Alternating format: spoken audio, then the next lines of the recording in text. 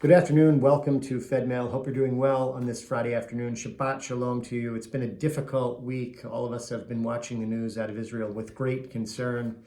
Rocket fire has continued unendlessly since October 7th, not only from Gaza, but also along Israel's northern border, where there have been cross-border clashes with Hezbollah forces. IDF forces are positioned around Gaza for a possible ground invasion. And of course, there are over 250 hostages being held in Gaza. And we know that they are grandparents and small children, infants. And that, of course, is in addition to the 1,300 plus who were murdered in the days around October 7th. So this is, needless to say, an incredibly serious situation. There are now, if I'm not mistaken, 2 carrier groups off the coast of Israel in the Mediterranean, and others in other waters in the region, including off the coast of Yemen, where missiles potentially headed for Israel, or that were headed for Israel, were taken down by U.S. forces. High-level government meetings took place earlier this week, including the President Biden, who visited Israel to meet with his counterparts, and military leaders from the United States have been meeting there as well. We know that Russia weighed in, talking about how they viewed carrier groups in the Mediterranean as being an escalation.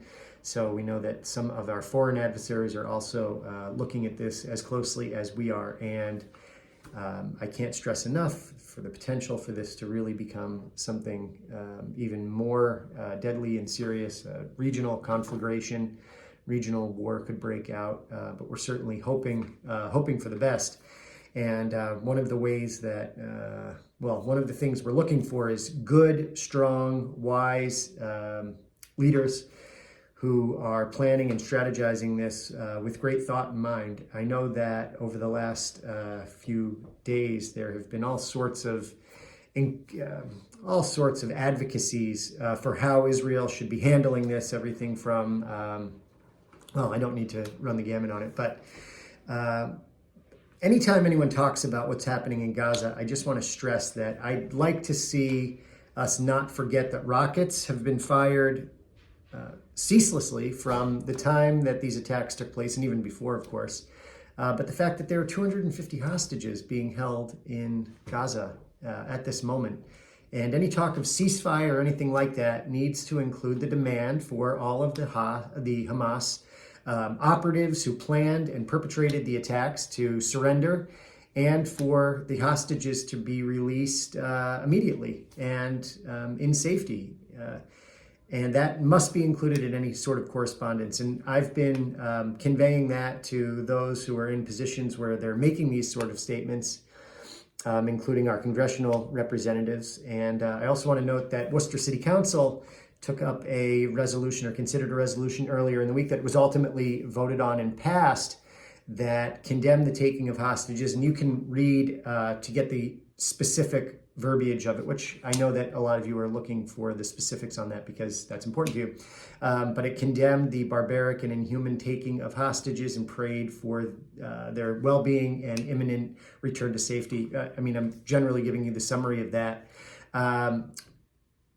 2 city councilors, Thu Nguyen and Atel Hajiai, voted against it. Sarai Rivera recused herself, and the remaining city council members voted for it. City Councilor Mo Bergman was the one who put forward the resolution. There was a what I might call a hotly worded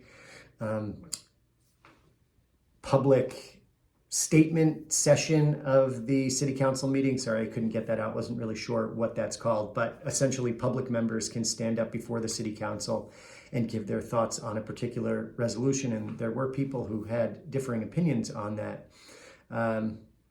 So I want to make sure that, to note that we've seen that, but I do know that there is a lot of frustration on the part of many of our community members who have built terrific relationships with a lot of civic organization, non-Jewish civic organizations around the community, who have not heard any sort of sympathetic statements, or have not heard from the leaders of those communities who we believe to have good relationships with members of our congregations and other places. So I know that a lot of you are feeling alone and abandoned, and while you may feel that way about how the outside world has viewed the events of the past, now going on almost 2 weeks, we are certainly here for you. The Jewish community is here for you. We care about you. We're prioritizing your safety and well-being.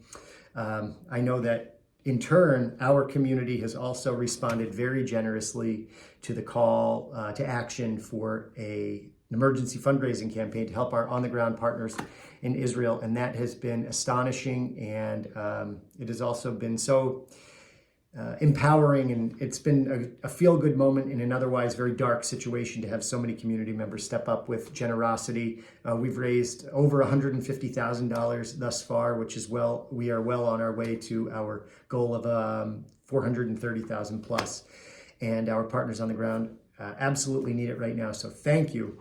I also want to take a moment to talk about the things that are going on in our community, because we can't stop being a community, and we absolutely have to continue to do all of the good things that we usually do from year to year, like Tourathon, November 4th coming up. We're excited about it. You should be looking forward to it too. November 4th, Tourathon. November 12th, a Jewish Historical Society program talking about the history of Jewish life in New England. Sounds pretty great. And on October 26th, the author of the book Kantika will be speaking at B'nai Shalom. And this is a wonderful joint program, great example of all of many of our organizations coming together. It's a JCC Author Series event, Havarim. I'm actually looking over to see the screen to make sure I get this right. B'nai Shalom, Beth Tikva.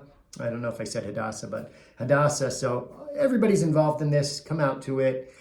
We need these moments when we can feel good, feel connected as a community, especially right now. We need to have each other's backs. I can't stress it and say it enough.